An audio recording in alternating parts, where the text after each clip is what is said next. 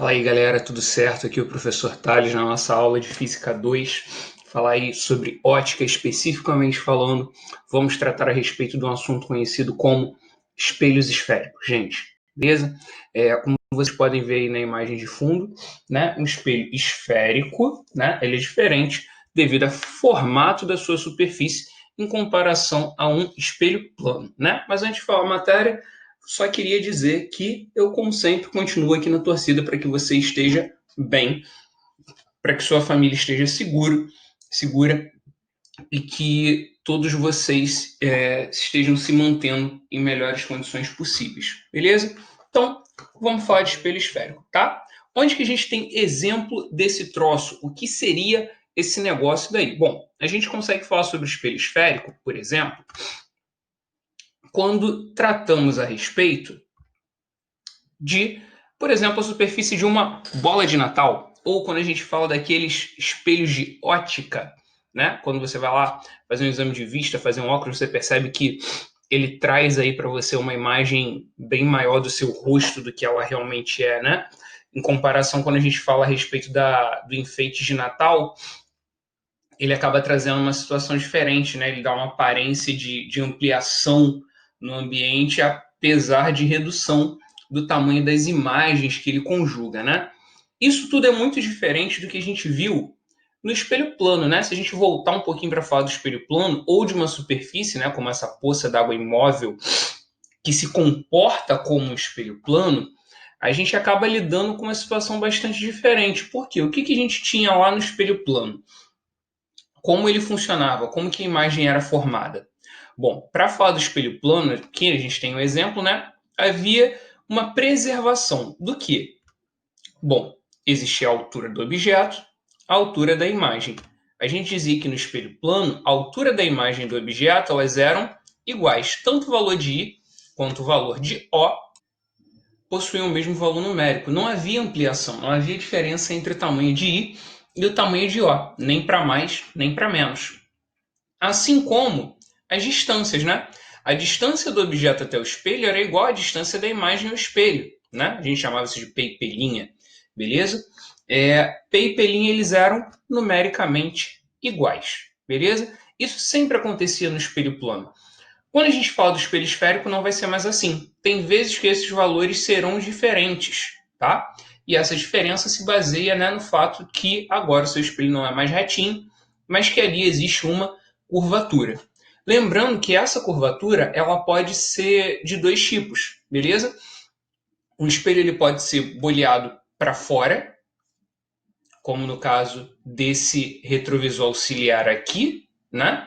Ou também no caso aqui desse farol mais antigo de um carro de época, beleza? Vocês podem reparar que os dois eles acabam ampliando bastante o campo de visão de quem está olhando, só que ele acaba gerando um problema, né? Ele acaba reduzindo a imagem, né? Se a gente voltar aqui, você vê o tamanho dessa janela no retrovisor plano e o tamanho real dela no retrovisor boleado, né? E você percebe que também há uma diferença de distância aparente das duas situações, né? Bom, esse espelho que ele é boleado para fora, como a gente deu alguns exemplos anteriormente, ele é chamado de espelho convexo, tá? Esses são os espelhos convexos, é aquele que tem o seu raio de curvatura, né? A sua face refletora, vamos falar assim, ele tem a face refletora na parte de fora de uma esfera. Bom, e seria possível que isso acontecesse de maneira diferente? Sim.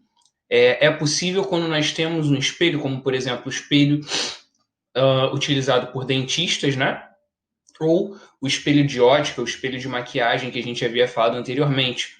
Esses dois espelhos, quando muito próximos do objeto, eles trazem uma ideia de ampliação, eles são boleados para dentro, né? A parte que reflete deles é a parte interior de uma esfera. Esses espelhos são chamados de espelhos côncavos, tudo bem? Então, existe o espelho plano e o espelho esférico, na qual o espelho esférico é dividido em espelho côncavo ou espelho convexo, tá bom? A parte côncava é a parte do interior de uma esfera espelhada e a parte convexa é a parte do exterior, tá bom? Agora, por que as imagens desses tipos de espelhos elas são diferentes? Bom, essa diferença ela advém do raio de curvatura. Como assim? Quando nós tínhamos um espelho plano, lembra do espelho plano, né? Aqui embaixo a face que não reflete, aqui em cima a face que reflete. A luz chegava, né? Ele tinha uma superfície plana com altíssimo poder de reflexão e devolvia, né? Da mesma maneira que chegava, os raios saíam, né? Não é mesmo? Agora, se a gente sobre esse espelho colocasse aqui uma incidência normal, como assim? O raio luminoso chegar fazendo 90 graus com o espelho. O que iria acontecer se os raios chegassem dessa maneira? Da mesma maneira como eles chegaram, eles iriam ser refletidos, exatamente pelo mesmo caminho. Agora, quando a gente fala de um espelho côncavo, por exemplo, ele tem uma certa curvatura. Ou seja, como ele tem esse formato daqui, os raios luminosos vão continuar chegando da mesma maneira, mas devido à sua curvatura, eles vão ser desviados de maneira diferente. Beleza? Então, o raio de curvatura do espelho côncavo, ele faz com que esses raios refletidos eles sejam unidos, em detrimento do espelho convexo, que, devido ao seu raio de curvatura oposto ao do côncavo, ele vai fazer com que os raios luminosos sejam desviados, se afastando um do outro, beleza? Bom, então vamos a uma definição formal do que é um espelho esférico, e aí a gente entende melhor essa classificação de cada um deles. Vamos lá. Aquela definição que vai para o caderno, aquela que a gente anota e que tem que ficar sempre memorizando, tá?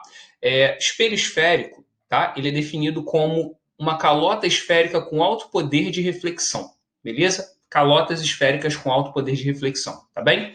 Agora, isso daqui não é uma calota esférica, isso é uma esfera, tá? O que é uma calota esférica? Bom, vamos lá. Acho que essa é a única coisa que falta a gente definir, porque alto poder de reflexão a gente falou que é uma característica do espelho, né? Aquele que devolve toda a luz que incide sobre ele. Agora, a ideia da calota esférica, ela vem de você tem uma esfera, beleza? Tendo uma esfera com alto poder de reflexão, você vem aqui e realiza um corte. Você secciona uma parte dela, se livra da esfera e fica só com esse pedaço do corte. Esse pedaço do corte é o que nós chamamos de calota esférica, que tem a parte de fora e a parte de dentro. Opa, ele tem uma face côncava e uma face convexa. Ah, beleza. Então, quando eu pego uma esfera com alto poder de reflexão por dentro e por fora, corto um pedaço e uso a parte de dentro, eu tenho o que nós chamamos de face côncava.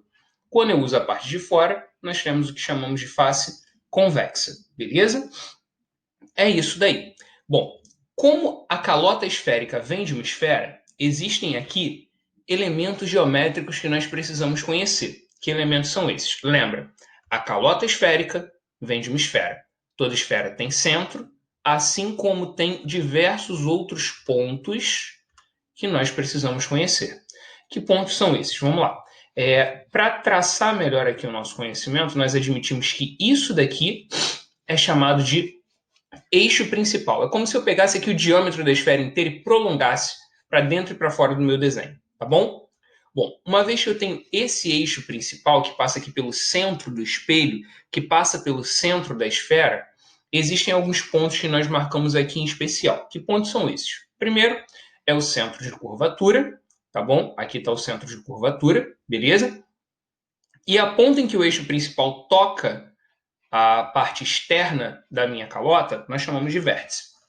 Beleza? Centro e vértice. A distância do centro ao vértice é o que a gente chama de R. R é o raio de curvatura da esfera. E alfa é o ângulo de abertura. A gente não costuma usar tanto a ideia do alfa, mas ela existe, tá? É para dizer o quão maior ou quão menor a calota alfa removida da nossa circunferência, tá? Essa dica do alfa vai mais aí para a galera que for pré-específica. Show? Bom, agora, para a gente falar sobre a diferença entre os espelhos côncavos e convexos, a ideia base é o funcionamento da face refletora. É qual lado dele que vai refletir a luz? Se é o de dentro ou de fora, tá? Isso a gente percebe quando incide luz sobre esses objetos. Por quê? O que vai ser o comportamento da luz? A ideia é essa daqui, ó. Vamos supor então que isso daqui é uma representação de um espelho côncavo, tá? Aqui a gente tem a parte boleada, tá? Aqui, por facilidade no desenho, a gente mantém o espelho reto e deixa boleado só a extremidade. Aqui os três tracinhos é para dizer que ele reflete desse lado e não desse. Então, macete, para você identificar num desenho desse daqui, o espelho côncavo ele vai refletir a mesma luz do lado do centro. Show? Então, se a luz estiver do mesmo lado que o centro, esse daqui é o nosso espelho côncavo. Se estiver do lado oposto, é o convexo. Beleza? Então, qual é a tendência natural do espelho côncavo? A luz vai incidir sobre ele e, naturalmente, ele vai desviar a luz para um ponto em particular.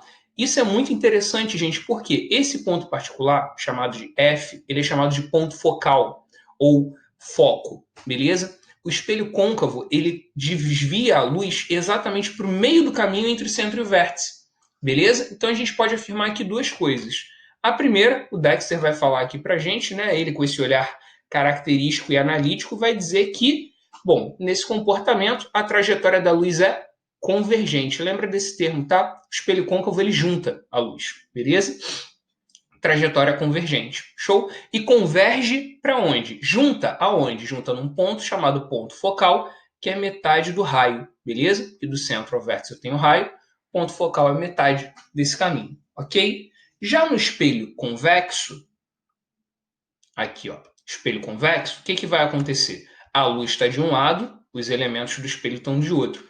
Ele desvia a luz se separando, beleza? Mas se separa de qualquer lugar? Não. Se a gente prolongar, lembra da história da projeção que a gente falou no espelho plano? A luz passa ali? Não. Mas se passasse, qual caminho ela iria seguir? Isso é uma projeção. Se a gente projeta, né? Se a gente prolonga o caminho desses raios refletidos, opa, todos eles são retas que estavam vindo do foco. Ah, beleza. Isso daqui é o prolongamento, é a projeção das retas, né? É isso aí. Então você repara que a diferença do espelho côncavo para o convexo é que o côncavo fazia com que a luz seguisse uma trajetória convergente. Já no convexo, você percebe que a trajetória da luz é divergente, não é isso, Dexter? É isso. E o foco continua sendo metade do raio, independente do desenho, tá bom? É isso daí que a gente tem, beleza? Essa é a principal diferença entre o espelho côncavo e o convexo, tá? A questão é, devido aos infinitos ângulos de incidência que podem acontecer em um espelho, a gente não trata os espelhos esféricos com raios quaisquer, como fazíamos no espelho plano, beleza? Existe uma parte do nosso estudo particular chamada de estudo dos raios notáveis, beleza? O que são os raios notáveis? São raios específicos, tá? Quantos raios luminosos podem incidir no espelho? Infinitos. Quantos deles a gente vai costumar estudar? 3 em particular. Que 3 raios são esses? Bom, basicamente são aqueles que vão passar no centro, no foco e no vértice. Beleza? Bom, vamos começar esse estudo? Inicialmente falando sobre o espelho côncavo, o que vai acontecer quando um raio luminoso ele incide sobre o vértice de um espelho? Bom, ele vai chegar fazendo um ângulo e vai sair fazendo esse mesmo ângulo. O vértice de um espelho, seja ele côncavo ou convexo, ele é muito parecido com uma parte plana. É como se o vértice fosse a parte mais plana de um espelho esférico. Então, o ângulo de chegada é igual ao ângulo de saída. Para fins de facilidade, sempre que eu falar desse raio daí, eu vou representar ele em verde nas nossas aulas, tá? Então, tá aí. Esse raiozinho verde é o raio que incide no vértice. E o raio que incide no vértice chega com ângulo, sai com o mesmo ângulo. Beleza? Bom, se nós fôssemos falar sobre o espelho convexo, falar do mesmo raio, só que agora no espelho convexo, o que ia acontecer? Ele iria acertar o vértice e ia ser desviado com o mesmo ângulo. Isso não ia mudar nada. Então, chegou no vértice com ângulo, saiu com o mesmo ângulo. É isso que a gente tem que lembrar sobre o espelho convexo, beleza? Uma vez dito isso sobre o convexo, a gente parte agora para o raio luminoso que incide no foco, tanto no côncavo quanto no convexo, tá? Mais um de cada vez para a gente não se atrapalhar, beleza? Bom, vamos falar primeiro então do espelho côncavo, tá? Quando um raio ele chega paralelo ao espelho, ele é desviado para o foco. Só que existe um princípio que a gente estudou em ótica chamado de independência dos raios luminosos, né? E um outro chamado de reversibilidade dos raios luminosos. A reversibilidade é muito importante aqui, porque se quem chega paralelo é desviado para o foco, a gente pode fazer o caminho contrário. Todo mundo que incide sobre o foco de um espelho pode ser desviado paralelo ao eixo principal. Então lembra, foco paralelo, paralelo, foco. Tá, isso é no côncavo, professor. E se fosse no convexo? Como é que ia ficar? Bom, no convexo, a ideia é bem parecida. Se chegou paralelo, ele é desviado como se viesse do foco. Como que eu faço isso? Eu faço aqui ligando o foco, né, diretamente ao ponto de chegada. Liguei o foco no ponto de chegada, né? Aqui a gente faz tracejado para representar a projeção e saindo do espelho a gente tem o raio aqui completamente preenchido de novo, para dizer que esse cara daqui de cima e esse cara daqui de baixo são os raios refletidos. Então, raio incidente, raio refletido, projeção, projeção dos raios refletidos. Show de bola? Ou seja, é como se viesse daqui. É assim que a gente vai tratar o espelho convexo, beleza?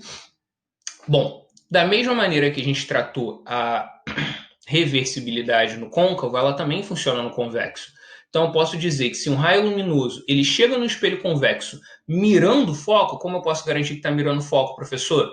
Prolonga até ele. Ah, beleza, pega uma régua, né? O professor não tem régua, pega a caneta, apoia no desenho, vê se está mirando no foco. Está mirando no foco? Show de bola, perfeito. Então vai ser desviado como? Paralelo. Então lembra disso. Vértice chega com ângulo, sai com o mesmo ângulo. Foco, paralelo, paralelo, foco. Beleza? Então falamos do vértice, falamos do foco, faltou falar do centro de curvatura. Beleza? O que vai acontecer então no espelho côncavo? Quando o raio luminoso ele bate no espelho, passando pelo centro de curvatura.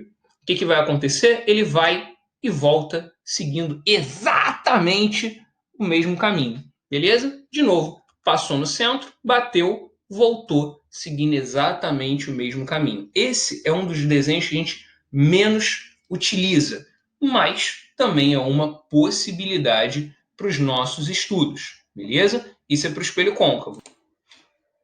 Para o espelho convexo é muito parecido, tá? Só que lembra, o espelho convexo a gente vai tratar sempre das projeções, beleza? Então, ó, bateu no espelho, mirou na direção do centro, como eu posso garantir que está mirando no centro, professor? Prolonga, faz a projeção.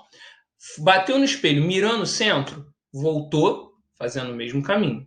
Tanto se esse caminho for feito pela parte de cima, quanto se esse caminho for feito pela parte de baixo, igual a gente testou lá no côncavo. Beleza? Qual é a importância disso? Isso vai ajudar a gente a entender como que uma imagem se forma nesse espelho e como que a gente representa essa formação de imagem geometricamente. Beleza? Então, o que eu gostaria de pedir para vocês agora? Vocês já viram bastante. Então, o que vocês vão fazer agora? Bom, esse é o momento em que vocês vão começar a trabalhar um pouquinho. Eu vou colocar aqui uma projeção inicial, um exercíciozinho inicial. Vocês não vão esquecer que o raio é o dobro do foco, né? Afinal, a gente não quer ver ninguém com raiva, né? E faz o favor para mim, pausa o vídeo, copia isso daí. Esses são 3 raios incidentes. Tenta fazer o raio refletido. Show? Tô te esperando. Voltou, né? Espero que você tenha pausado. Você não pausou? Pausa e tenta fazer, cara. Vamos lá, tenta fazer esse exercíciozinho aí. Beleza? Se vocês fizeram, a resposta é essa. Beleza? Isso é um espelho convexo. Aqui do primeiro, veio mirando o centro, saiu como se tivesse vindo do mesmo caminho. Chegou fazendo um ângulo, vai sair com um ângulo igual, né? Aqui poderia ter ficado um pouquinho mais igual, né? Mas tudo bem. E aquele que chega paralelo sai como se tivesse vindo do foco. Sua possibilidade de redenção, vai. Tenta fazer esse aí agora no espelho côncavo. Show? Tentou? Espero que você tenha tentado mesmo, hein? Vamos lá. Tentando pelo espelho côncavo, as respostas são essas. Beleza? Aqui, o vermelho chegou paralelo, sai passando pelo foco. O roxo, né? O lilás, sei lá que raio de cor é isso. Veio passando pelo centro, voltou passando pelo centro. E aqui o verde bateu no vértice e saiu com o mesmo ângulo, tá? Esses raios poderiam se cruzar aqui? Poderiam, não é ter problema nenhum, tá? Bom, tá aí. Espero que vocês tenham acertado isso tudo. E aí, vamos lá? Seguindo, recadinho. Que bom que vocês acertaram, né? Quem não acertou, tá aí o recadinho que você tem que fazer, beleza? Por que é importante vocês saberem isso tudo? Vamos tirar o Deadpool daqui? Por esse motivo, tá? Agora a gente vai falar sobre a formação de imagens dentro de um espelho. E isso só vai funcionar para você se você conseguiu entender inicialmente aquela partezinha dos raios, tá? Então, se não entendeu, pausa, volta o vídeo um pouco e tenta reassistir, beleza? Vamos lá. Para falar do espelho convexo, aqui eu tenho uma árvore funcionando como um objeto, tá bom? Essa árvore, ela reflete a luz que incide sobre ela, vindo do sol, vindo de uma iluminação artificial que seja. Todo raio luminoso que sai do topo dessa árvore, paralelo ao eixo principal, ele é desviado como se viesse do foco. Beleza. E todos eles que incidem sobre o vértice são desviados com o mesmo ângulo. Beleza? Para a gente encontrar onde a imagem se forma, a gente tem que olhar para os raios refletidos.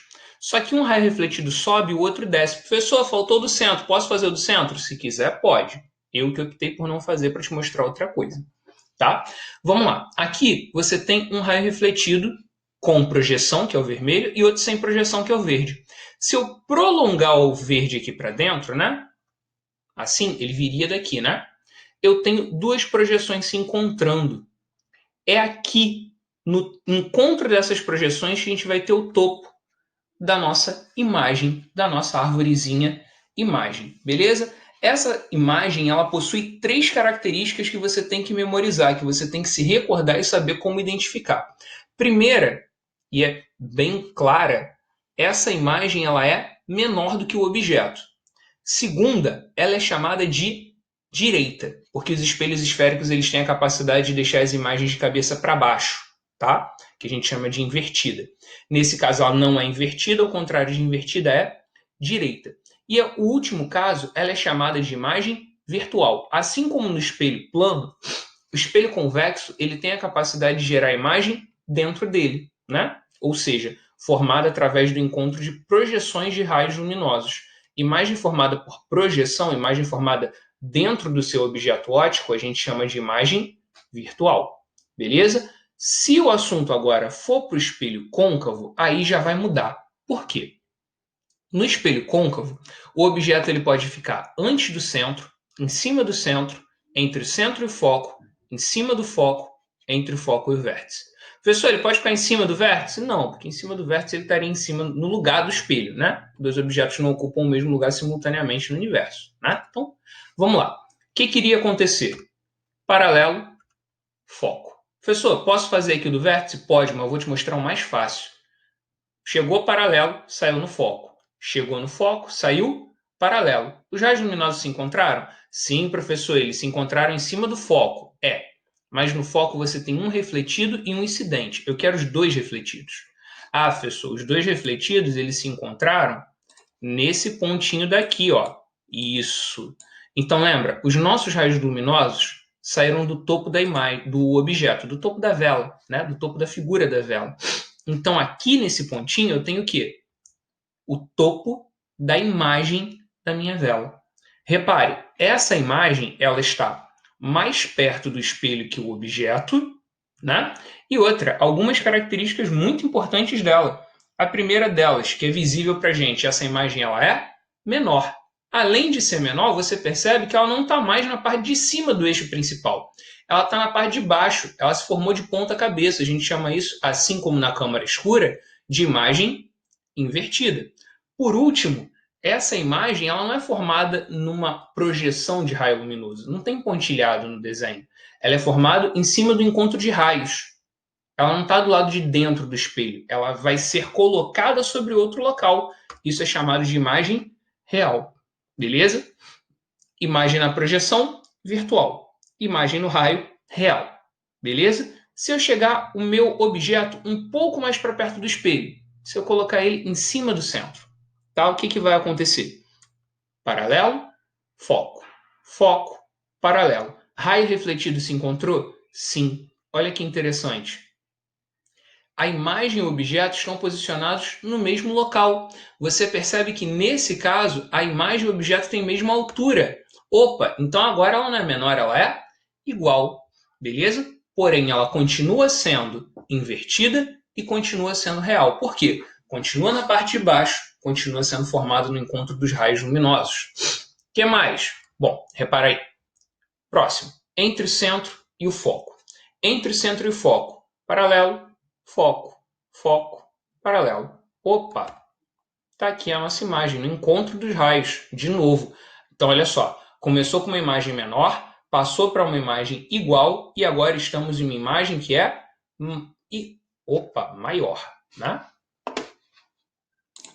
Corrigindo a pequena falha técnica, uma imagem aqui que é maior do que o nosso objeto, porém ela continua sendo invertida e continua sendo real. Gostaria de chamar a sua atenção que, à medida que nós estamos aproximando o nosso objeto do espelho, a nossa imagem está ficando cada vez mais distante. Eu espero que você tenha notado isso. Não notou? Dá uma pausa, volta nos outros dois casos, você vai ver. Quanto mais perto a gente tem chegado o objeto do espelho, nesses três casos, mais longe a imagem tem se posicionado. Beleza? Então, dando prosseguimento. Se eu coloco o objeto em cima do foco, o que vai acontecer com ele? Paralelo, foco. Vou para o do vértice, né? Não dá para fazer um que está em cima do foco, né? Não vai ter como bater no espelho.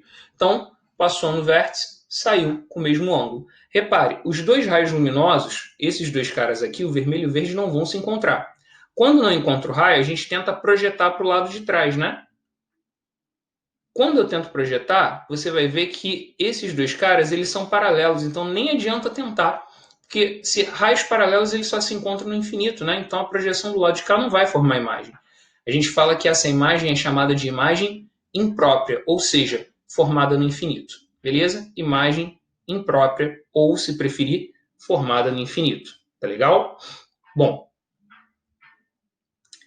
último caso, imagem entre o foco e o vértice. O que vai acontecer quando a nossa imagem, o nosso objeto fica entre o foco e o vértice? Tá? Bom, paralelo, foco, passou no vértice, saiu com o mesmo ângulo. Professor, mesmo caso da anterior? Não é. Porque na anterior os raios refletidos eram paralelos. Esses estão se separando. Então tentar a estratégia da projeção é interessante. Por quê? Se eles estão se separando, as projeções se juntam. Ah, então aqui nós temos a nossa imagem que, repare, ela é maior, direita, formada no encontro de projeções, né? Então ela é virtual. Deixa aqui um macete para vocês. Toda imagem direita é virtual e toda imagem invertida é real. Toda imagem direita é virtual, toda imagem invertida é real. Show? Anotou? Se não anotou, pause e volta o vídeo. Isso vai te ajudar nos exercícios, tá? Bom, alguns de vocês podem até ter entendido qual é o passo a passo, mas ficaram pensando, nunca vi isso na minha vida, né? Então, deixo para você como dica assistir a um vídeo da internet, show? Lá no YouTube você encontra o vídeo completo desse experimento daqui, onde você pode revê-lo com pausas e maiores detalhes. Mas o importante é, se você der uma olhada para esse GIF, você vai notar que a bolinha ela é em cima vermelho, embaixo azul. Se você olhar para o reflexo, tem momentos em que essa imagem ela fica invertida, né? Quando a bolinha está longe do espelho, a parte que fica para cima é azul e a que fica para baixo é vermelha. Quando ela está perto, ela volta ao normal. E o seu tamanho ele muda dependendo da distância. Você vai encontrar esse vídeo lá no YouTube, show de bola. Deixo como sugestão para você, para pausar e ir vendo a formação de imagens de pouco a pouco. O vídeo ele tem o nome Concave Mirror Demo Pendulum, beleza? E o apresentador dele é esse professor chamado Dr. Boyd F. Edwards. O vídeo está em inglês, mas se você quiser ver essa formação de imagens na prática, não só a questão geométrica, tá aí, beleza? Chegamos assim ao fim de mais um capítulo, tá bom? Especificamente de ótica, falando sobre espelhos esféricos. Um capítulo que eu acho que você pode notar que não teve cálculo. Sim, essa análise inicial ela é só geométrica. A gente só vai trabalhar os desenhos inicialmente. Então, gostaria que você pegasse seu livrinho, desse uma olhada na parte teórica do módulo e, quanto ao mais, a única coisa que a gente deseja para você é bons estudos. Tá bom? Até a próxima, forte abraço.